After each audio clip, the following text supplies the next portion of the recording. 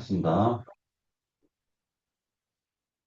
주 여호와 이게 61장 1절에서 2절을 갖다가 예수님께서 나사렛이라는 자기 동네에서 이 말씀을 갖다가 읽고 인용하는 구절이 나옵니다.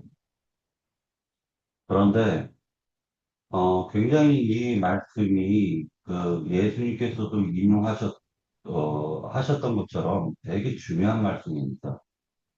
자, 이것이 언제 응해지는지 우리는 이런 것들을 갖다 좀 살펴볼 필요가 있는데, 자, 첫 번째, 1절에 보면 주 여호와의 영이 내게 내리셨으니 라고 되어져 있습니다. 자, 내리셨다라는 게 위로 부어졌다 또는 임했다라는 말입니다. 자, 이는 여호와께서 내게 기름을 부으사라고도 얘기를 했는데, 실제로 기름을 붓다라는 이 말은요, 형제 자매님들도 알다시피 기름을 붓는다라는 게 왕, 선지자, 제사장들에게 직분을 맡기기 위해서 또는 위임하기 위해서 하나님께서 별도로 거룩히 분별한 그릇에게 기름을 부어주는 것입니다. 그리고 그들에게 권위를 줘가지고 하나님이 일을 갖다가 맡기는 그러한 구약 성경이 왕과 선지자, 제사장들에게 그런 것들을 위임하고 있었던 것입니다. 그리고 이 기름 부음 받은 자는 여호와께 자기의 인생을 갖다 돌려드리는 거예요. 인생을 돌려드리고 자신의 삶을 하나님께 돌려드림으로 말미암아 주인이 종에게 어떤 일을 위임할 때 종은 앞뒤 좌우 전후를 갖다 다 무시하고 세상 것 다 무시하고 오직 하나님의 일을 위해서 앞으로 전진하는 것을 상징적으로 보여주고 있는 것이다 라는 걸 알 수가 있습니다. 하나님의 영이 기름인데 실제로 이것을 갖다 금기름이라고 해요. 하나님의 영을 부어주셨다라고 하는데 이것이 신약 성경에서는 성령을 부었다라고 표현하고 있는 것입니다. 자, 그런데 어떤 자들에게 부어주느냐? 여기서 유심히 살펴볼 것은 61장 중반부에 보면 내게 기름을 부으사 가난한 자에게 아름다운 소식을 이렇게 얘기를 하고 있죠. 나나두에 보면 겸비한 자라고 되어져 있어요. 이 겸비하다라는 이 말은 하나님 앞에서 자신을 낮춘 자라는 의미가 있는데 자신을 낮추고 진실된 회개, 즉 참회를 통하여서 하나님의 뜻이 무엇인가를 발견하고 순종하는 겸손한 사람을 의미하는 것입니다. 겸비한 자, 겸비하다라는 이 말, 이것은 자신의 연약함을 인정하고 진심으로 하나님을 의지하여 마음 중심에서부터 진실하게 죄를 뉘우치는 사람을 뜻합니다. 그러니까 이 말 자체가 겸비하다라는 이 말은 회개가 겸해서 따라오는 거예요. 회개한 자를 의미하는 거예요. 그래서 성경에서 보면 마태복음에서 보면은 팔복이 나오는데 심령이 가난한 자는 복이 있나니 하나님이 저희 것이다라고 얘기했습니다. 그러니까 심령이 가난한 자를 얘기하는 것이 겸비하다라는 것. 그 다음에 하나님의 영이신 기름, 이 금기름은 겸비한 자, 즉 심령이 가난한 자에게 찾아오신다라는 것. 그러니까 인간이 하나님을 찾아가는 게 아니라 하나님께서는 마음 중심으로 진정하게 회개하고 뉘친 자에게 하나님이 그에게 찾아오신다라는 의미가 있습니다. 그리고 또 찾아오실 때에는 기쁜 소식을 가지고 하나님께서 직접적으로 찾아오신다라는 것을 알 수가 있습니다. 이 기쁜 소식이라는 게 복음인데 이 복음을 받는 것이 곧 기름을 부음 받는 것과도 같은 모양으로 지금 말씀해 주고 있습니다. 좋은 소식, 기쁜 소식이라는 것은 반대되는 개념이 나쁜 소식, 즉 심판과 멸망이라는 그 나쁜 소식과 어, 같이 오는 거예요. 다시 얘기해서 주를 기쁜 소식을 받아들인 자들에게는 복음이 될 것이고 멸시하는 자들에게는 심판의 말씀이 될 거예요. 이 좋은 소식, 기쁜 소식이라는 것은 주님이 오신다, 메시아가 오신다라는 의미가 있고요. 참된 나의 신랑이 오신다라는 의미가 있습니다. 이사야서 61장의 역사적 배경은 포로 귀환 시대를 의미합니다. 사실은. 그러나 실제적 예언의 성취는 복음 시대, 즉 이방의 회복 시대를 얘기하고 있는 것입니다. 이것이 성취가 되어지는 것은 누가복음 4장 16절을 같이 한번 보도록 하겠습니다. 누가복음.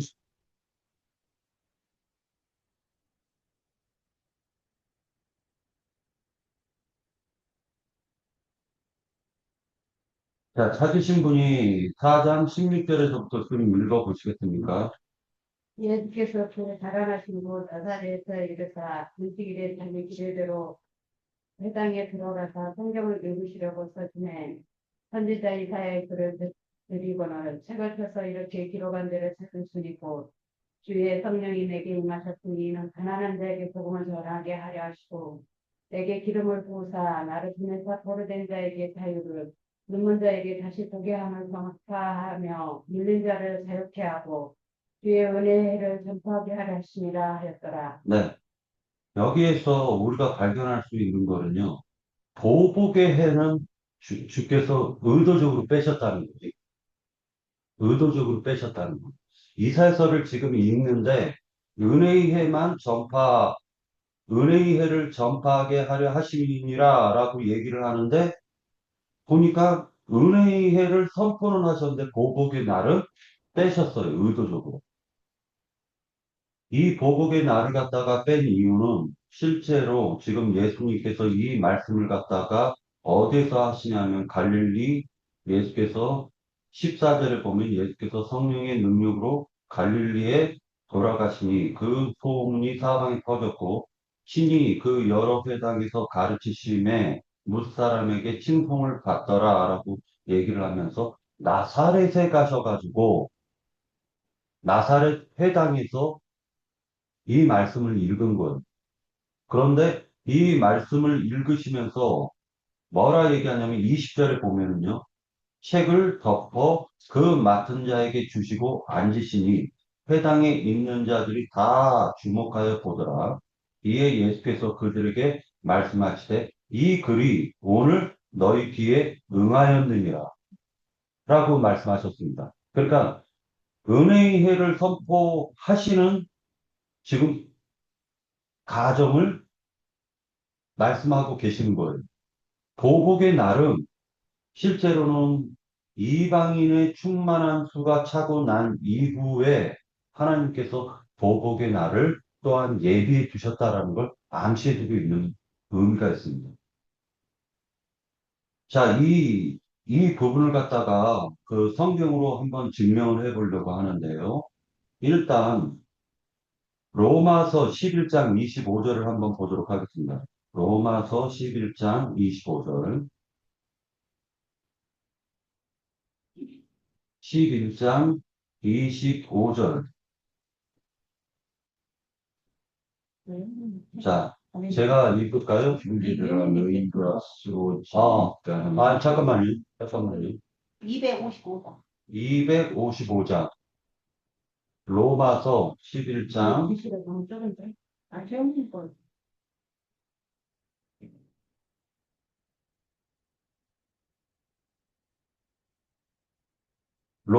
롬이라고 적혀있습니다. 롬. 음, 신약 성경 255페이지, 250. 255. 남북 영생이 좀 찾았어. 아, 저기? 응. 아니, 여기로. 이영된. 로마서 11장이요. 25절인데, 255페이지, 신약 성경. 25절? 25절이요. 예, 한번 읽어보시겠습니까? 이제 형제들이 너희가 스스로 지혜있다 하면서 이 신비를 너희가 모르기를 내가 원하지 아니하노니 충만한 수가 이 신비는 이 신비는 이방인이 충실한 수가 요까지 이스라엘의 더러는 우둔하게 된 것이라. 자, 그러니까 이방인의 충만한 수가 들어오기까지 그러니까 이방인의 충만한 수라는 게 있죠.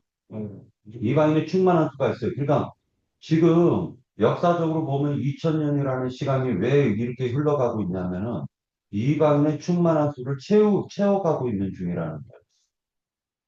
이 말씀이 실제로 뭐라 얘기를 하냐면요. 구약 성경에 암시적으로 얘기하고 있는 것이 아모리의 족속의 죄악이 정수리까지 찰 때까지예요.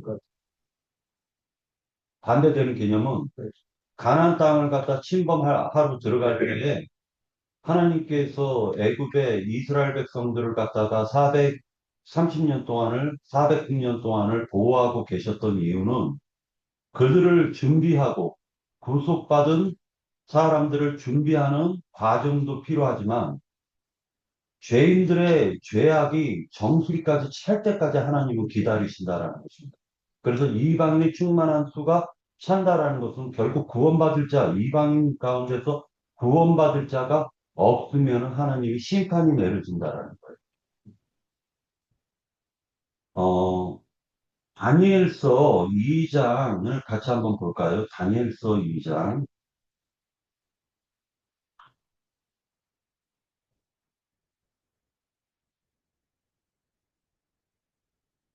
김은영 형제님은 못 찾으면은요, 그냥 귀로만 들어도 돼요. 다니엘서 2장 44절에서 45절까지 읽도록 할게요. 신약 성경 1234페이지. 못 찾으면 그냥 귀로 들으셔도 돼요. 자, 다니엘서 2장 44, 45절까지 읽을 건데요. 자, 이 여러 왕들의 시대에 하늘의 하나님이 한 나라를 세우시리니 이것은 영원히 망하지 아니할 것이요. 그 국권이 다른 백성에게로 돌아가지 아니할 것이요. 도리어 이 모든 나라를 쳐서 멸망시키고 영원히 설 것이라.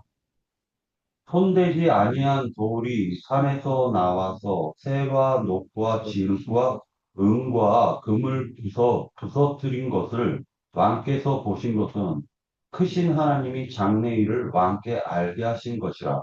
이 꿈은 참되고 이 해석은 확실하리이다. 하니라고 되어져 있는데 이것은 하나님께서 다니엘에게 지금 보여주신 것은요.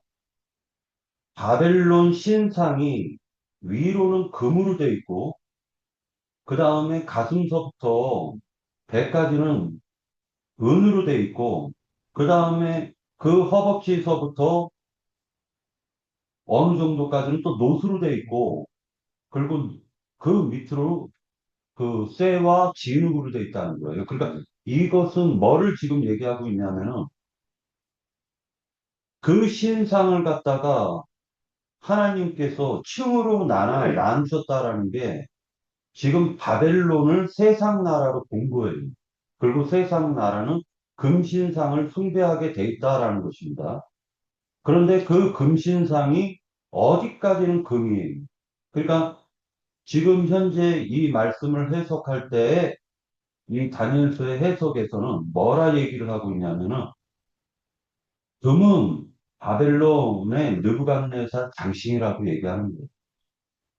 그러니까 바벨론 시대를 금이라고 하는 거예요. 그리고 바벨론이 멸망이 될 때 메대와 파사라는 두 나라가 일어나가지고 바벨론을 쳐요. 그 메대와 파사에서 고레스라는 왕이 등장해가지고 하나의 또 제국을 이루는데 그때서부터 페르시아라고 해요. 페르시아. 그게 은 같은 나라예요. 은 같은 제국.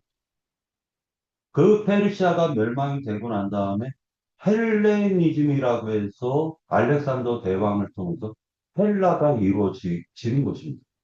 그리고 그 알렉산더 대왕의 네 장수 중에 동방을 맡은 장수가 세 명의 장수를 멸망시키고 나서 그러고 나서 만들어낸 게 로마 시대예요. 그래서 철 같은 나라예요. 그리고 동로마 서로마로 갈라지는 거예요. 그걸 두 다리로 묘사를 하고 있어요. 자, 그럼 동로마 서로마로 갈라지고 난 이후에 10개의 발가락이 나오죠. 그러니까 진흙과 철이 섞여 있어요. 근데 이 섞여 있는 이 진흙과 발가락을 41절에 보면은 다니엘서 2장 41절에서 보면 41절 2절을 보면은요.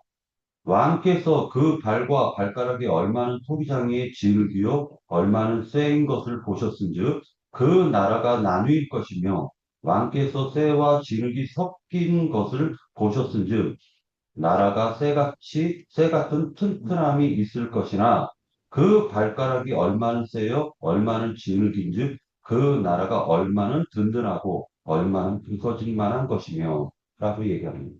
그러니까 다시 얘기해서 그 나라 세상 나라라는 것은 하나님께서 세상 나라를 갖다가 44절을 보면 그 하늘에서 뜨인 돌을 통해 가지고 그 신탕을 깨트려 버리죠. 깨트려 버리면서 하나님이 한 나라를 또 세우시겠다라는 거예요. 그 한 나라가 바로 든든한 나라인데 그 나라를 하나님이 별도로 또 세우신다는 거예요. 그게 바로 예수님이 오셔가지고 천국 복음을 전하시는 거예요. 천국이라는 게 알고 보면 한 나라를 지금 하나님이 세워가는 과정이 2000년 동안 흘러가고 있다라는 것입니다. 자, 이 정도 하고요. 그리고 나서 어, 데살로니가전서 5장 1절에서 3절까지만 읽도록 할게요. 오늘 좀 성경을 좀 찾아보려고 많이 찾을 겁니다. 살로니가 전서 5장 1절에서 3절이요.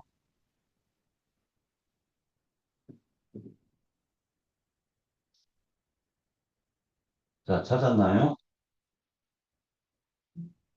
데살로니가 전서 5장 1절에서 3절. 자, 찾았으면 읽도록 하겠습니다. 형제들아, 때와 시기에 관하여는 너희에게 쓸 것이 없음은, 그러니까 실제로 때와 시기에 대해서 우리가 알 필요는 없는 거죠. 그러니까 중요한 것은 하나님이 어떻게 성취하느냐에 대해서 우리가 마음속으로 그 하나님의 뜻을 아는 것은 중요하지만 그때가 언젠지는 우리에게는 중요하지는 않아. 자, 때와 시기에 관하여는 너에게 쓸 것이 없음은 주의 날이 밤에 도적같이 이를 줄을 너희 자신이 자세히 알기 때문이라. 그들이 평안하다, 안전하다 할 그때에 임신한 여자에게 해산의 고통이 이름과 같이 멸망이 갑자기 그들에게 이르르니 결코 피하지 못하리라.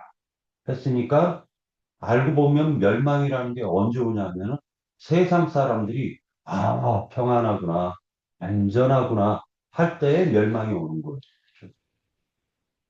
자, 피셨으니까 데살로니가 후서 바로 뒤에 있으니까요. 후서 1장에서 데살로니가 후서 1장 5절을 같이 한번 보도록 할게요. 5절. 자, 피셨나요? 네. 이는 하나님의 공의로운 심판의 표요 너희로 하여금 하나님의 나라에 합당한 자로 여김을 받게 하려 하니 그 나라를 위하여 너희가 또한 고난을 받는다.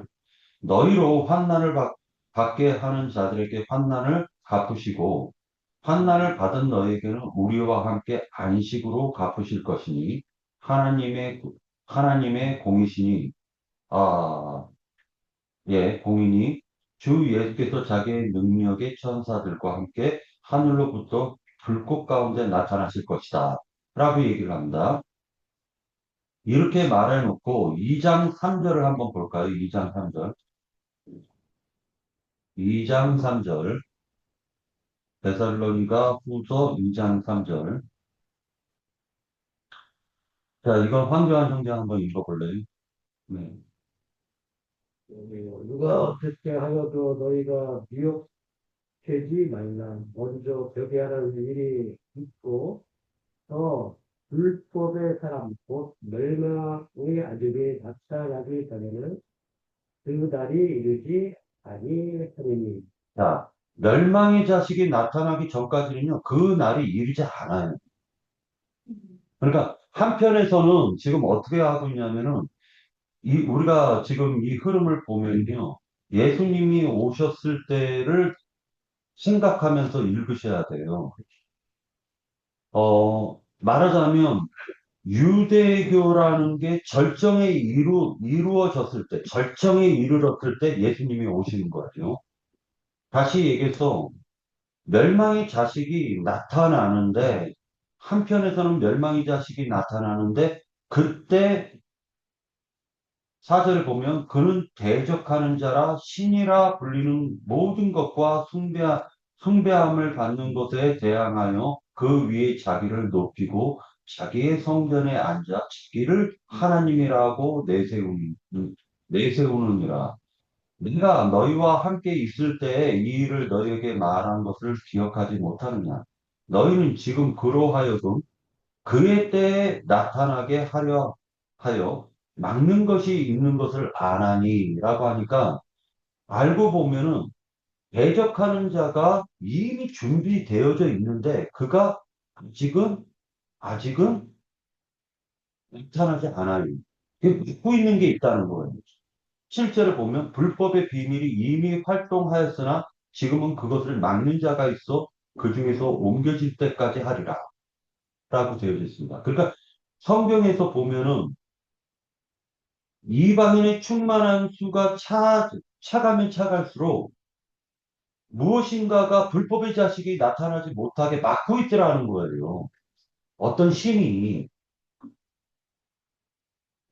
그래서 다시 이사야서로 돌아와서 보면은요. 하나님께서 인간으로 오시죠. 인자 예수님으로 오셔가지고 인자 예수님께서 이사야서 나사렛에서 자기 고향 땅 나사렛에서 61장 1절 2절을 갖다가 읽으시면서 뭐라 말씀하셨냐면은 오늘 너희 귀에 이 말씀이 응했다라고 표현하고 있어요. 그러니까 지금 예수님께서는 은혜의 해를 갖다가 지금 선포만 했고 보복의 날에 대해서는 지금 보복의 날에 대해서는 읽지 않고 은혜의 해가 너에게 응했다라고만 선포만 하신 거예요. 자, 그래서 예수님께서 이 기쁜 소식, 예수님이 지금 그 은혜의 해, 즉, 좋은 소식을 갖다가, 아름다운 소식을 갖다가 전했을 때, 그때 사람들의 반응은 어땠냐면요.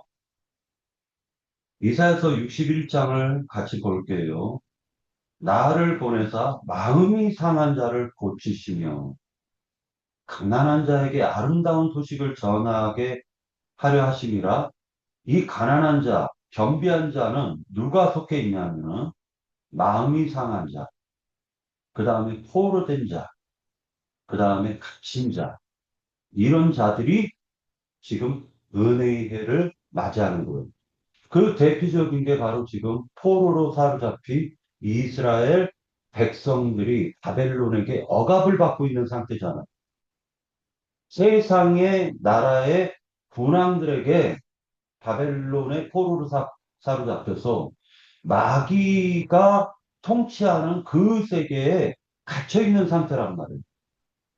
이스라엘 백성들이. 그들을 갖다가 하나님께서 해방시켜 주셨듯이 하나님께서 너희들을 해방시켜 줄 것이다. 라는 이 신년의 복음을 갖다가 지금 예수님께서 선포하시는 것입니다. 그 선포한 내용이 3절에서부터 나오는데 그 3절에 주의해서 보셔야 될 게, 자, 3절 읽겠습니다. 무릇 시온에서 슬퍼하는 자에게 화관을 줘. 이 화관이라는 말은 반대되는 개념이 재를 머리에 뿌리고 그 다음에 옷을 갖다가 삼배옷을 입잖아요. 삼배옷을 입고 재를 머리에 뿌리면서 하나님 그 사람이 하나님께 슬픔을 갖다가 토로할 때 재를 삼배옷을 입고 머리에다가 재를 갖다가 티끌을 갖다가 머리에다 뿌리거나 재를 갖다가 덮어 쓰는 거예요. 그러면서 나는 죄인입니다. 하나님 여기에서 건져주세요. 라고 말씀하는 것과 똑같은 이치인데 반대로 뭐라 3절에서는 얘기하고 있냐면은 무릇 시온에서 슬퍼하는 자에게 화관을 쓰게 해주시겠다라는 거예요. 이 화관은 여자가 아름답고 화려한 관을 갖다 쓴 모습을 지금 연상하시면 돼요. 그러니까 이 화관이라는 건 알고 보면은 잿더미에 깔려있는 바벨론 포로 생활에서 하나님이 건져내셔가지고 다시 그 신분을 회복해 주신다라는 의미가 있는 것입니다. 그래서 화관을 주어 그 죄를 대신하고 기쁨으로 그 슬픔을 대신하며 찬송의 옷으로 그 근심을 대신하고 그들이 의의 나무 곧 여호와께서 심으신 그 영광을 나타낼 자라 일컬음을 받게 하려 하심이니라 라고 얘기합니다. 사탄으로부터 또 모든 죄인들이 어둠의 영으로부터 결박되어 가지고 자기 자신이 결박된 걸 모르면 회개할 필요도 없지. 그러니까 결국 알고 보면은 인간은 왜 이렇게 아픔과 슬픔과 고통스러운 세상 속에서 인간은 무엇을 위해 사는가라는 걸 갖다가 깨닫지 못하면은 회개가 이루어질 수가 없어요. 구원이라는 것은 알고 보면 어떤 거냐면은 하나님께서 의의 나무라고 얘기를 했는데 그 의의 나무라는 것은 굳건히 세우는 한 나라를 의미하고 있는 거예요. 아까 얘기했었던 다니엘서에서 얘기했었던 그 신상을 갖다가 깨뜨려 버리고 그 다음에 하나님이 한 나라를 세우시겠다라고 했는데 그 한 나라가 곧 의의 나무고 생명 나무였던 거예요. 메시아 즉 예수 그리스도를 통해 가지고 천국이라는 생명 나무를 갖다가 즉 새로운 나라를 하나님이 새롭게 세우시겠다라는 것을 지금 선포하시는 내용입니다. 자, 그러니까 이것이 우리는 이 선포되어서 회복된 무리들이 돌아온다라는 이 개념이 성경에서 예수님께서 마태복음에 이런 말씀을 하고 계시는데 빨리 찾을까요? 그러면 제가 읽어드리겠습니다. 마태복음 12장, 12장인데, 12장 31절이요. 31절에서 보면, 그러므로 내가 너에게 이르노니, 사람에 대한 모든 죄와 모든 무독은 모독은 사하심을 얻되 성령을 모독하는 것은 사하심을 얻지 못하겠고 또 누구든지 말로 인자를 거역하면 사하심을 얻되 하니까 인자 예수님을 거역하는 것은 사하심을 얻는데 누구든지 말로 성령을 거역하면 이 세상과 오는 세상에서도 사하심을 얻지 못하리라. 나무도 좋고 열매도 좋다 하든지 나무도 좋지 않고 열매도 좋지 않다 하든지 하라. 그 열매로 나무를 아느니라. 라고 얘기합니다. 그런데 이 열매, 나무와 열매에 대해서 얘기할 때 34절에서 보면은 해석을 해줍니다. 독사의 자식들아, 너희는 악하니 어떻게 선한 말을 할 수 있느냐라고 하니까 열매라는 것은 하나님의 말씀을 듣고 진정으로 마음 중심에서 회개하고 참회한 자들이 하나님께 돌아왔을 때 그들이 선한 열매를 맺는다는 건 선한 말을 하는 것이고, 자, 그 다음에 악한 열매를 맺는다는 것은 세상 철학이나 세상에서 만들어낸 신학, 즉, 종교적인 인간의 신념을 갖다가 입으로 말할 수밖에 없더라는 거예요. 그것이 악한 열매입니다. 자, 34절에 보면 독사의 자식들아 너희는 악하니 어떻게 선한 말을 할 수 있느냐? 이는 마음에 가득한 것을 입으로 말합니다. 선한 사람은 그 쌓은 선에서 선한 것을 내고 악한 사람은 그 쌓은 악에서 악한 것을 내느니라. 내가 너에게 이르노니 사람이 무슨 무익한 말을 하든지 심판 날에 이에 대하여 신문을 받으리니 네 말로 의롭다 함을 받고 네 말로 정죄함을 받으리라. 그러니까 그 사람이 악을 쌓는다라는 건 그 사람 입에서 정죄의 말이 나오는 거예요. 그러나 선한 사람이 선한 말을 한다라는 것은 복음을 전파한다는 걸 얘기하는 거죠. 그 사람의 입에서 기쁜 소식을 전하는 거예요. 당신이 어떠한 허물이 있건, 어떠한 죄가 있어도 하나님께서 이제 마귀의 결박에서 우리를 해방시켜 참된 예수 그리스도의 나라로 우리를 인도하셨다라는 걸 선포하는 것이 바로 복음이에요.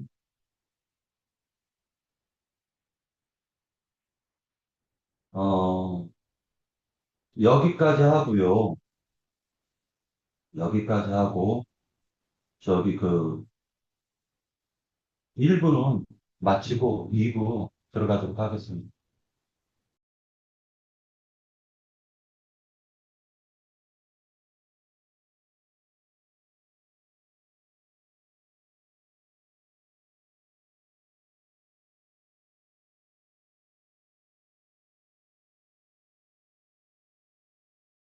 또 2부 시작하도록 하겠습니다. 예? 시작하는데, 그 다음에 형제 자매님들이 실제로 출애굽기 19장에서 보면은 하나님께서 지금 제사장 나라를 갖다 이스라엘 백성들을 이끄신 목적이 출애굽기 19장 5절에서 6절에 보면은 이걸 참고만 하십시오. 이스라엘 백성들을 제사장 나라로 세우시기 위해서 이스라엘 백성들을 이끄셨다라고 얘기하고 있어요. 19장 5절에서 6절. 제가 이거 짧게 찾아서 읽어드리겠습니다. 같이 마치고 제가 읽어드릴게요. 19장 5절에서 6절에 보면요. 세계가 다 내게 속하였나니 너희가 내 말을 잘 듣고 내 언약을 지키며 너희는 모든 민족 중에서 내 소유가 되겠고 너희가 내게 대하여 제사장 나라가 되며 거룩한 백성이 되리라. 너는 이 말을 이스라엘 자손에게 전할지니라. 라고 얘기해서 하나님께서 출애굽시킨 이스라엘 백성들에게 하나님의 목적을 갖다가 설명을 하는데 이스라엘 백성들이 모두가 제사장들이 되어가지고 세계 만방에 복음을 전파하게 하시려는 게 하나님의 목적이었던 거예요. 근데 그게 실패했어요. 왜냐하면 이스라엘 백성들은 자기네들은 하나님의 말씀을 맡았다라고 자긍했던 백성들이기 때문에 그게 실패로 돌아간 거예요. 실패로 돌아갔기 때문에 이제 이방인들에게 그 기회를 준 거예요. 이방인들에게. 그리고 혈통적 이스라엘 백성들은 2000년 동안 나라가 없이 살아가고 있다가 1948년도, 45년인가 8년도에 이스라엘 나라를 회복하게 된 것입니다. 그래서 그 시온주의라고 해서 이스라엘 나라를 회복해서 지금 이스라엘 나라라는 조그마한 나라를 얻었죠. 얻었어요. 거기까지 우리는 지금 알고 있는 것입니다. 자, 이게 이방인의 때에 대한 전환이 언제 그러면 이루어졌는가를 갖다 한번 살펴보려고 합니다. 저에게 지금 주어진 시간은 10분이니까 이걸 빠르게 전환을 할 건데요. 빠르게 전환을 할 건데, 사도행전 2장을 같이 한번 찾아서 보도록 할게요. 사도행전 2장.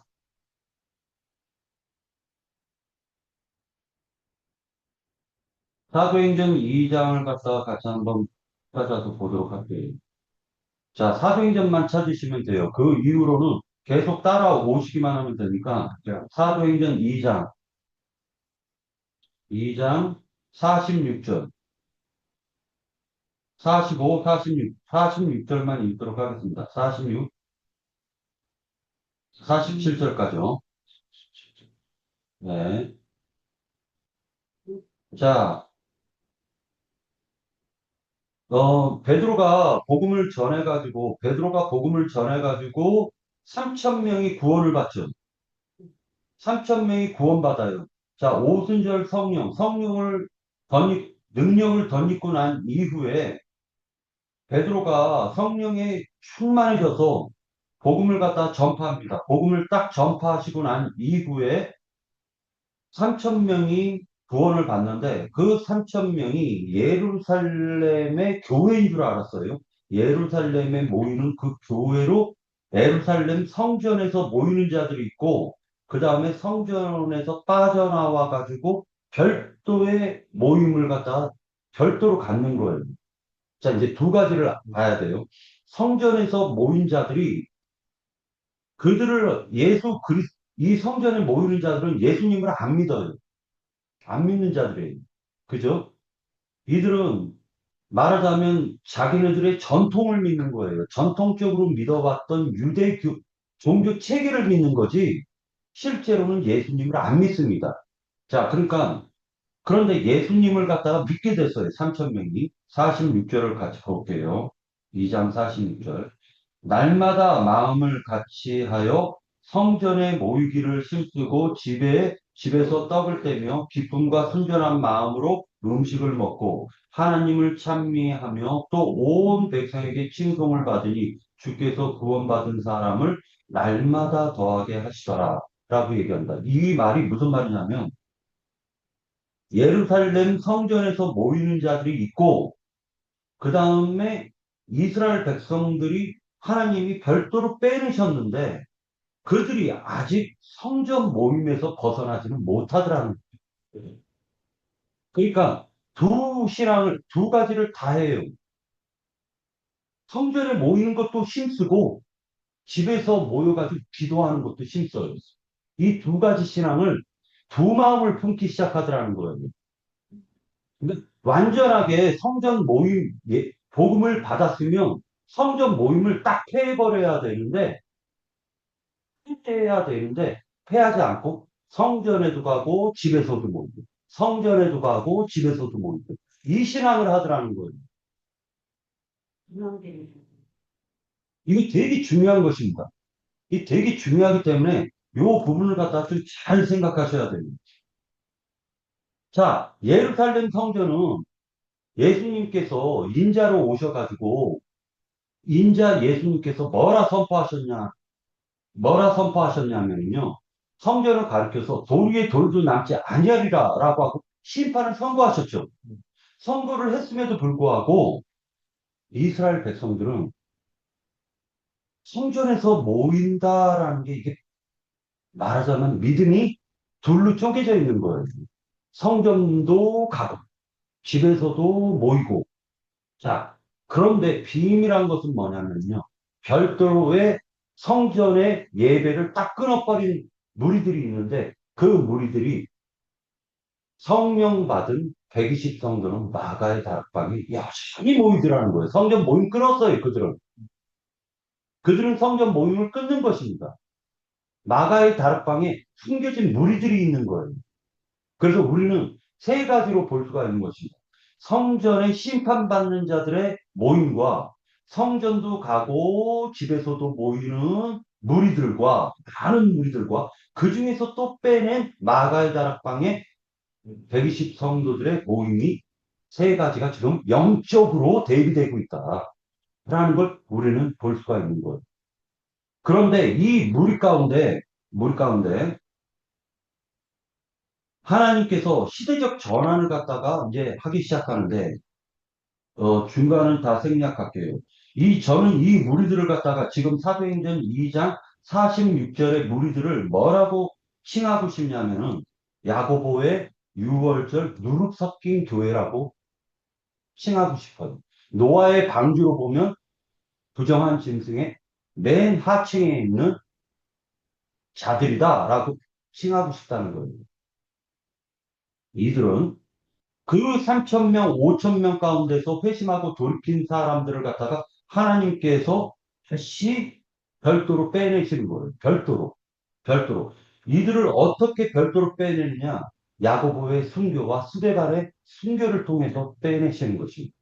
자, 사도행전 6장 7절을 같이 한번 보도록 하겠습니다. 사도행전 6장 7절. 자, 하나님의 말씀이 점점 왕성하여 에루살렘에 있는 제자의 수가 더 심히 많아지고 허다한 제사장의 무리도 이 도에 복종하니라라고 얘기하니까 바세파 유대인들 가운데서도 많은 사람들이 예수를 믿게 되고 제사장 무리에서도 하나님의 도라고 얘기했으니까 즉 허다한 제사장들의 무리도 이 도, 즉 예수를 메시아라고 하는 그 길에 복종했다라는 거예요. 그런데 이 무리들이 나중에 어떻게 되느냐? 7장 48절이요. 7장 48절 같이 볼게요. 7장 48절. 자, 찾았으면 읽도록 하겠습니다. 그러나 지극히 높으신 이는 손으로 지은 곳에 계시지 아니하나니라고 스데반 집사님이 순교당하기 전에 이 말을 하는 거예요. 그러니까 스데반 집사님은 성전에서 모이는 자들을 지금 비판하고 있는 것입니다.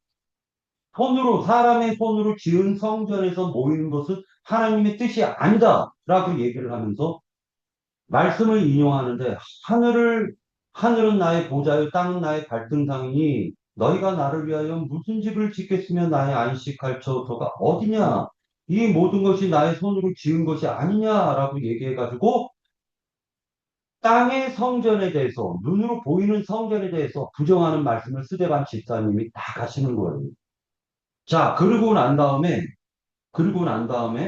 8장 1절을 보도록 하겠습니다. 8장 1절. 8장 1절. 사울은 그가 죽임을 당함을 마땅히 여기더라. 스데반 집사님이죠. 마땅히 여기더라 하면서 그 다음 절에 그날에 에루살렘에 있는 교회에 큰 박해가 있어 사도 외에는 다 유대와 사마리아 모든 땅으로 흩어짐이라. 라고 해서 예루살렘에 모였던 자들이 흩음을 당해요. 3천 명, 5천 명이 모였던 자들이, 수많이 모였던 자들이, 즉, 성전에도 가고, 집에서도 모였던 무리들을 하나님이 또 별도로 빼내시는 거예요. 누구를 통해서? 야고보의 순교와 스데반의 순교를 통해 가지고 하나님이 사마리아로도 쫓아버리고, 그 다음에 저쪽으로도 쫓아버리는 겁니다. 안디옥 쪽으로, 특히나 안디옥 쪽으로 많이 가요. 안디옥. 그래서 쫓아버리시고 난 이후에, 자, 8장, 사도행전 8장 4절이요. 그 흩어진 사람들이 두루 다니며 복음의 말씀을 전할세라고 하니까 흩어지면서도 복음을 전해요. 그래서 만방에 복음을 전하기 시작하는 겁니다. 자, 이제 안디옥 교회가 어떻게 세워지냐? 스데반 집사님이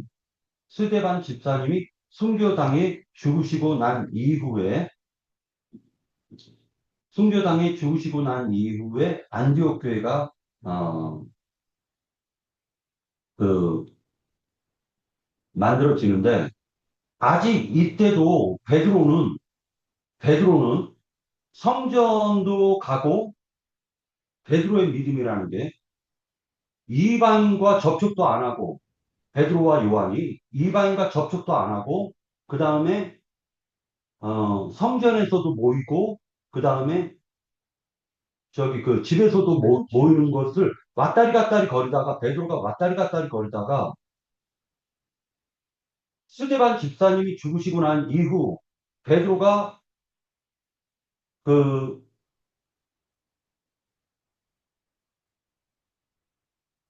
어디에 가냐면은, 시몬 배두장인가 그 가죽 장사하는 사람, 시몬의 집에서 유숙하면서 하나님께 기도를 드리는데, 하나님께서 고넬료의 하인들을 통해 가지고 베드로를 초청해요. 그래서 베드로를 초청하고 나서 베드로가 고넬료의 집에 가서 백부장 고넬료의 집에 가서 그 집에서 복음을 전했는데 똑같이 베드로가 오순절 성령을 받은 것처럼 이 고넬료와 그 집이 성령을 받는 것을 보고 그가 깨닫기 시작하는 거예요. 아, 이방인에게 성령을 주시는구나. 네. 라고 얘기를 합니다. 여기까지 하고 일단은 다음 주에 저는 더 이어서 할게요. 네, 네, 네. 나머지 시간은 홍영재님이 맡아서 해주시기 바랍니다. 네.